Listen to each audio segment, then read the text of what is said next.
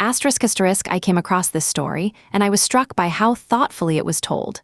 Let me share it with you, because this is the kind of narrative that deserves to be heard. Picture this: you're at your son's 4th birthday party. There's cake, balloons, laughter.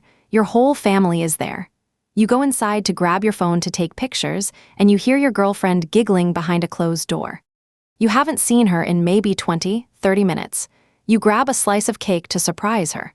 You open the door. Your girlfriend is cuddled on top of your brother. He's in his boxers. Her makeup is smudged. Her shirt is on the floor. This is the moment where a man's entire world collapses. Our storyteller is 26 years old. He's been with his girlfriend for 6 years.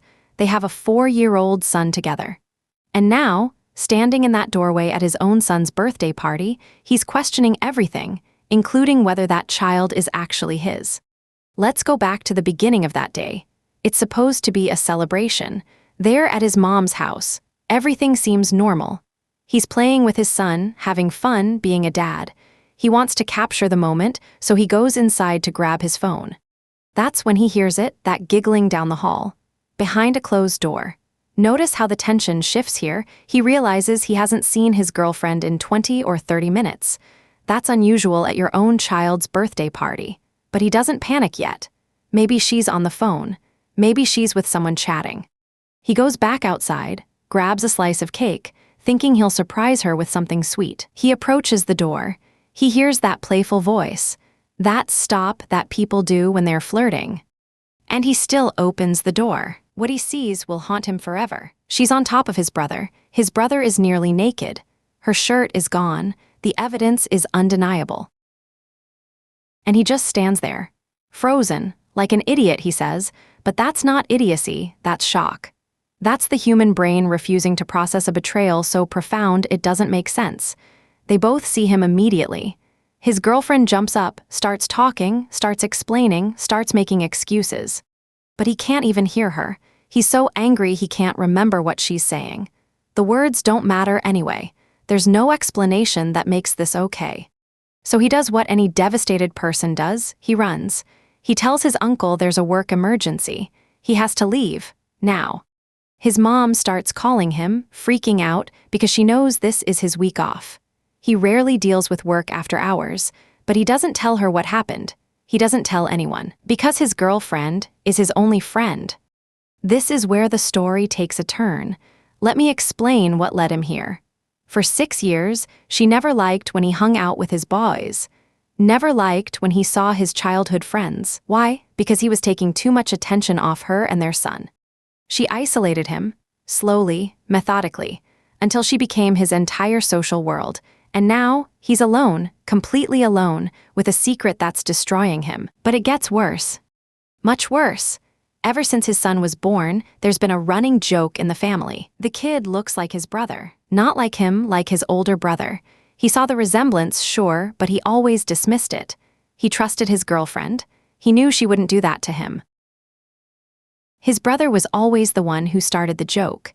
And his girlfriend, she would always laugh. Everything is becoming clear now. Once or twice a week, they would go out together. Just the two of them, his girlfriend and his brother. She'd come back super happy, giggly, energized. And when he would try to be intimate with her later that day, she'd say she was too exhausted, but she has an insane sex drive. Do you see the pattern forming? Do you see how the pieces fit together? This isn't just one moment of weakness at a birthday party. This has been going on for years, possibly since before their son was even born. He's spiraling.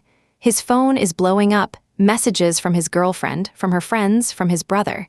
But he can't bring himself to read them. What could they possibly say that would make this better? He's sitting in his bathroom, drinking Fireball, crying, questioning whether the child he's raised for 4 years is even his.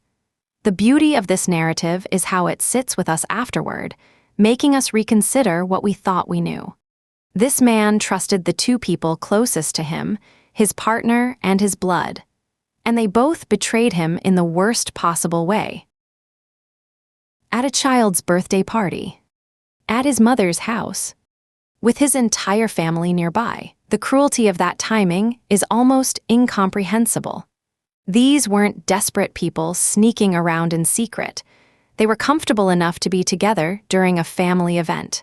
Comfortable enough to disappear for 30 minutes and assume no one would notice or care. What happens next? We don't know for certain. The story ends with him alone in that bathroom, his world shattered. But we can imagine the choices ahead of him.